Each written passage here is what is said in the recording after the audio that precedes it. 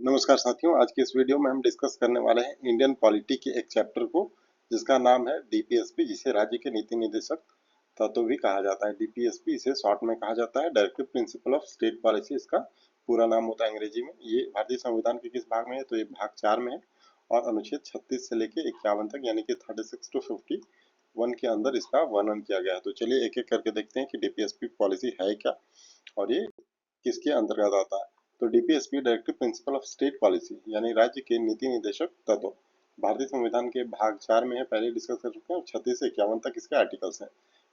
ये क्या है? ये दिशा निर्देश किए गए हैं कि इसे राज्य को शासन करने के लिए मार्गदर्शन देता है। राज्य यानी कि स्टेट, स्टेट यानी कि कौन सा? स्टेट की जो लेजिस्लेटिव है, लेजिस्लेचर है, उसे ये डायरेक्ट करता है कि किस तरीके के चीजें होनी चाहिए। यह आपका जैसे एमपी मिला के आपका क्या बनता है? लोकसभा बनता है और राज्यसभा बनता है। तो लोकसभा, राज्यसभा आदि से जो कानून पास होते हैं, वहाँ कैसा होना चाहिए, राज्य का विधानमंडल से कानून कैसा होना चाहिए, इन सभी चीजों को ये बताता है। इसकी मुख्य बातों को देखते हैं। ये न्यायालय द्वारा लागू नहीं किए जा सकते।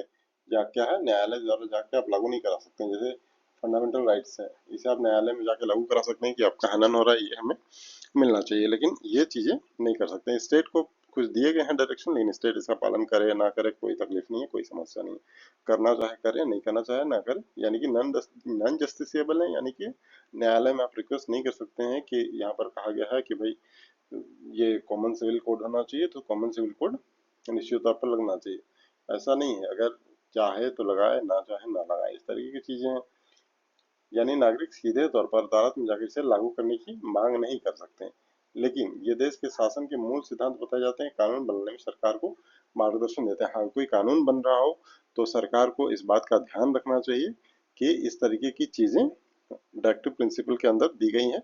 लेकिन चाहे तो सरकार इस बात का ध्यान रखे, ना चाहे तो ना रखे, कि इसमें कोई समस्या नहीं है। इनका लक्ष्य क्या है? भारत को कल्याणकारी राज्य यानी कि वेलफेयर स्टेट घोषित करना है। घोषित तो हो चुका है, मतलब बनाना है। यहाँ पर वेलफेयर, लोगों का वेलफेयर स्टेट से क्या तात्पर्य है? यहाँ पर एसटी, एससी, ओबीसी के साथ साथ अनरिजर्व जो लोग हैं, यानी कि जनरल लोग हैं, 3-4 जो भी लोग हैं, इनके भी कल्याण इसमें हो। क्योंकि वेलफेयर स्टेट में कोई भी व्यक्ति है वो परेशान ना हो, हर व्यक्ति को समाधान संतुलित रूप से मिले। ये वेलफेयर स्टेट की संकल्पना है। इसकी मुख्य बातों की बात करते हैं। इसकी जो है प्रकृति यानी कि नेचर क्या है? नेचर किसका नेचर? ये नेचर की बात की जा रही है कि डीपीएसपी की। डीपीएसपी जो है principle of directive principle of state policy, इसका जो नेचर है वो कैसा है? सबसे पहले इसमें क्या देखेंगे? सामाजिक यानी कि सोशल, सामाजिक, आर्थिक और राजनीतिक न्याय को बढ़ावा देना। यानी कि जो सोशल है या इकोनॉमिकल है या फिर आर्थिक रूप से भी न्याय को बढ़ावा देना। आर्थिक, राजनीतिक। जैसे राजनीतिक न्याय कैसे? राजनीतिक न्याय होगा किसी भी व्यक्ति को चुनाव लड़ने का अधिकार हो सकता है, चुनाव में वोटिंग का राइट हो सकता है, चुनाव में पार्टिसिपेट करने का राइट हो सकता है। पार्टिसिपेट दो तरीके से आप कर सकते हैं, या तो वोटर बन के, या तो फिर आप उस वहां पर ये बन सकते हैं, मत मतदान या तो आप करेंगे या तो आपको लोग मतदान करेंगे। दो स्थितियां हो सकती है। अब ये जो डीपीएसपी की प्रकृति है, 3 प्रकार की है, 3 टाइप्स हैं इसके, 1, 2 और ये तीसरा। तो पहला है समाजवादी यानी कि सोशलिस्ट, दूसरा गांधीवादी यानी गांधीयन जिसे कहते हैं, और उदार वैचारिक जिसे हम लिबरल लिबरल इंटेलेक्चुअल सिद्धांत या लिबरल इंटेलेक्चुअल प्रिंसिपल कहा जाता है। तो समाजवादी, सोशलिस्ट हो गया, गांधीयन एक हो गया, और एक हो गया लिबरल इंटेलेक्चुअल। संविधान का यह हिस्सा आयरलैंड से लिया गया है। अगर सवाल पूछता है कि कहाँ से लिया गया है, तो ये आयरलैंड से लिया गया है। और ये हिस्सा है क्या? ये संविधान के अंदर हमारे पार्ट 4 के अंदर लिया गया है। और आर्टिकल यदि आपसे पूछे कभी, तो आर्टिकल फंडामेंटल राइट्स आपको 12 से 35 तक दिए गए हैं। ये जैसे समाप्त होता है वैसे ही शुरू हो जाता है। यानी कि 36 से 51 तक आपको ये मिलता है। उसके बाद 51 ए में आपको क्या मिल जाएगा? ये डीपीएसपी पढ़ेंगे, उसके बाद फंडामेंटल ड्यूटीज आ जाएगा आपके पास।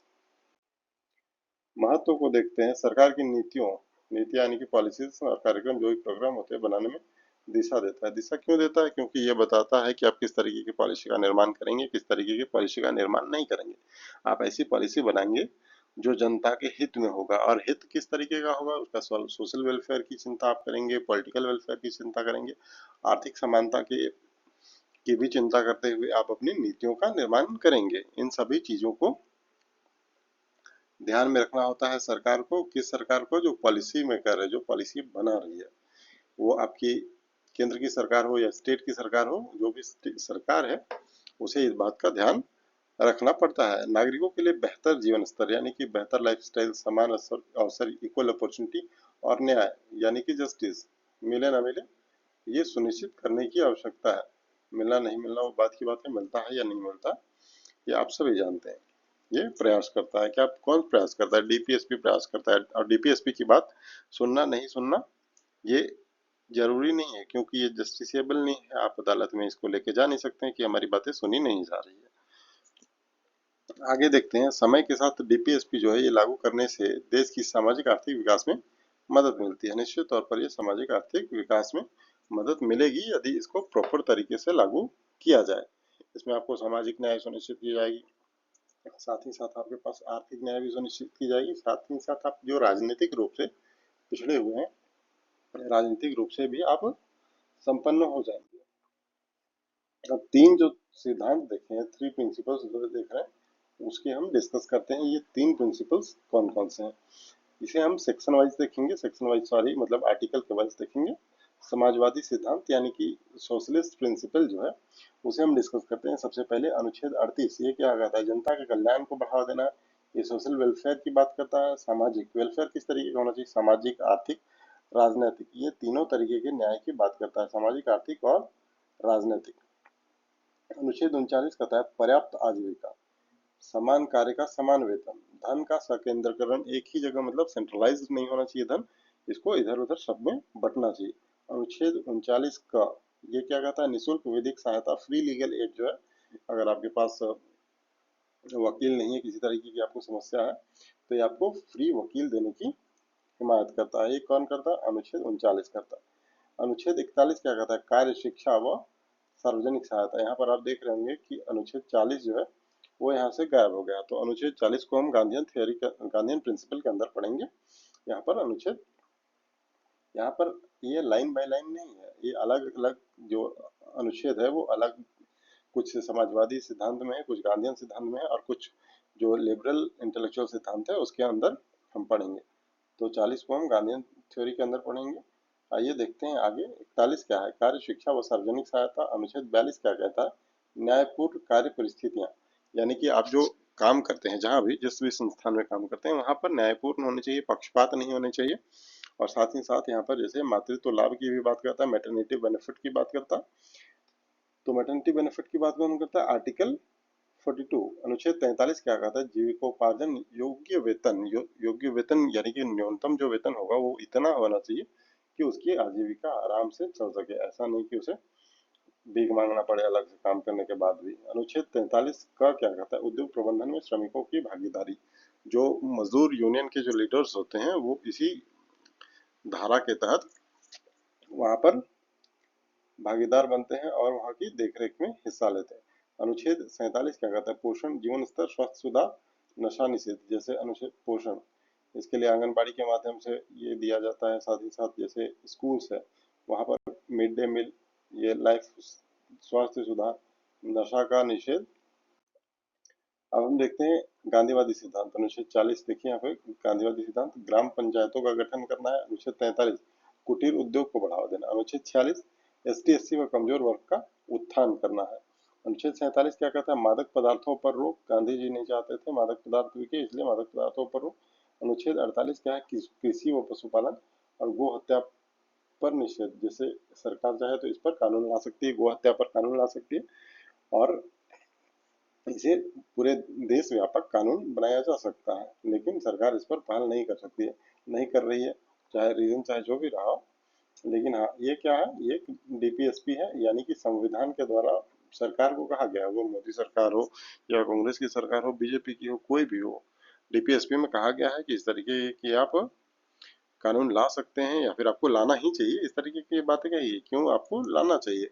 ये आर्टिकल कौन कहता है? 48 कहता है पशुपालन से संबंधित है, इसी में गौ हत्या का निषेध की भी बात की गई है। ये लिबरल इंटेलेक्चुअल सिद्धांत, ये देखते हैं हम।